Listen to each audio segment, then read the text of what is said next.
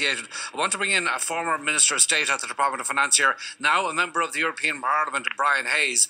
It looks like we've been caught, or at least identified or fingered by the European Commissioner there, Brian Hayes, as having given the ultimate in sweetheart deals.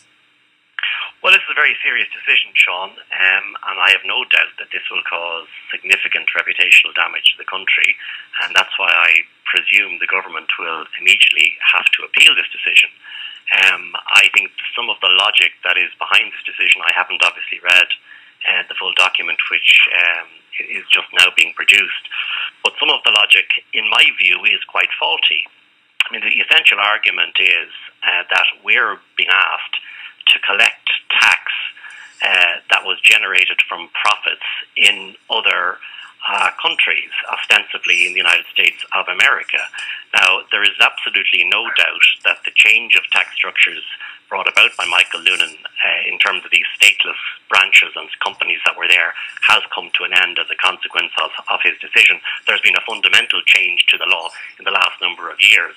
And I think the argument that's been made in the United States and by the Irish government is that we are being asked to retrospectively apply a new tax code on a whole range of... But is it a new tax code, Brian Hayes? I mean, if you don't pay your taxes or I don't pay mine, I mean, they would be very quick to tell us we have to pay retrospectively and with interest. You pay tax on what you generate in Ireland, Sean. You don't pay tax on what you generate in the United States of America or elsewhere. And that's the fundamental problem here. This is, in my initial reading of this, fundamentally altering the international standard about where value applies. You pay tax in Ireland on the value that on the profits that you create in Ireland. We cannot be responsible for taking the tax from other countries, and that's why all of these issues can only be resolved at an OECD level. But right, well, let's ask Richard Murphy about that. Do you take that argument, Richard Murphy? No, I don't buy that argument at all. There are a number of reasons why not.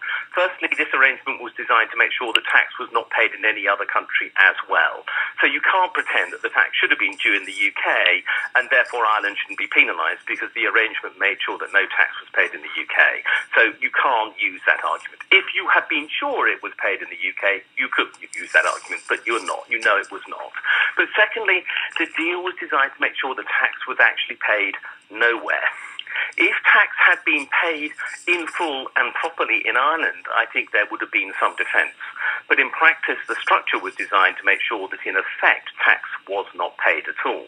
And therefore, the ruling is, well, it must be due somewhere, and that must be Ireland. And because it's not being taxed anywhere else, because that was what the ruling intended, Ireland should be responsible for collecting the tax. But note that the Commissioner has said two things. If other countries want to make a claim now, then Ireland doesn't have to collect the tax.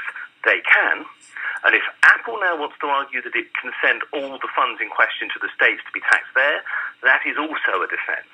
So it's very clear what this is about. It's about no tax, and that's what Ireland let happen. Okay, so you can't use the argument you just did, Brian. And Sean, the other argument the Irish government have always said, and has been mentioned by every other member state of the European Union, this is ostensibly a matter for the United States of America.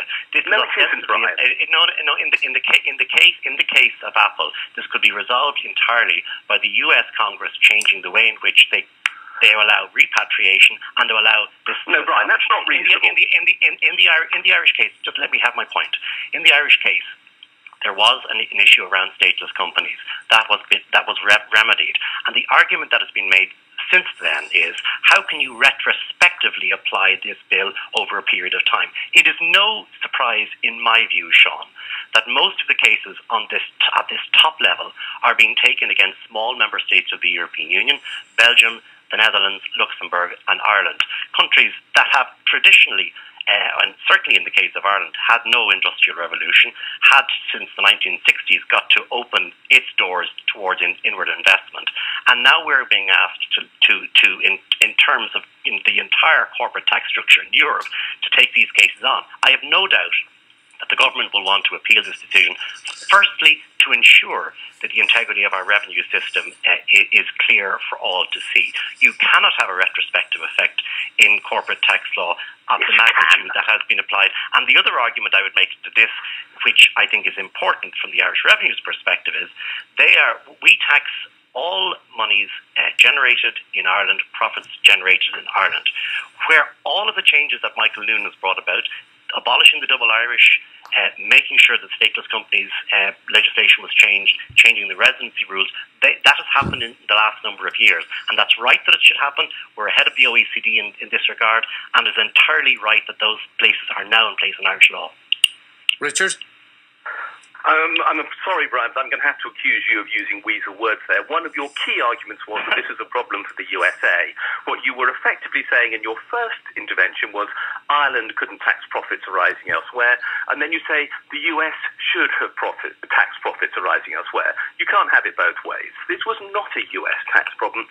It was a problem of tax not being paid in Europe, and Ireland facilitating that by making sure that tax was paid nowhere. There is no credibility in the Irish tax system. If you think there is, you are deceiving yourself. Around the world, people know. With respect. No, hold on. Let's hear Richard Murphy, I'm allowed to Brian. say what I think here. And I'm allowed to also say what I think. There is no credibility because Ireland did go out of its way to help. The same, by the way, as Luxembourg did, as Belgium did, and as the Netherlands has. All are tax havens. You are sitting in a tax haven, Brian, and that tax haven has made a fundamental error. It has decided to increase inequality in the world, and it has decided to undermine fair competition in the world, and it's time that Ireland stops doing this and actually put in place a fair competition policy that the people of Ireland could be proud of. Because at the moment, you can hang your head in shame, but you cannot say you have a fair competition policy. I'd like to counter that ideological rant. What I'm saying That's not an ideological rant, Brian. I'll have my say now. I fully accept that there were issues done in the past that had to be resolved. Under the last government and under commitments made by this current government, those issues are being resolved. And you need to respect that, and you need to realise the fact that under the last administration, the double Irish was gotten rid of. Put in place new arrangements instead, Brian. Well, new arrangements that are equally in place in other countries. Okay, look, we're going to leave this discussion here. I suspect there will be no meeting of minds, at least for the moment. My thanks to Brian Hayes, MEP, and also to Richard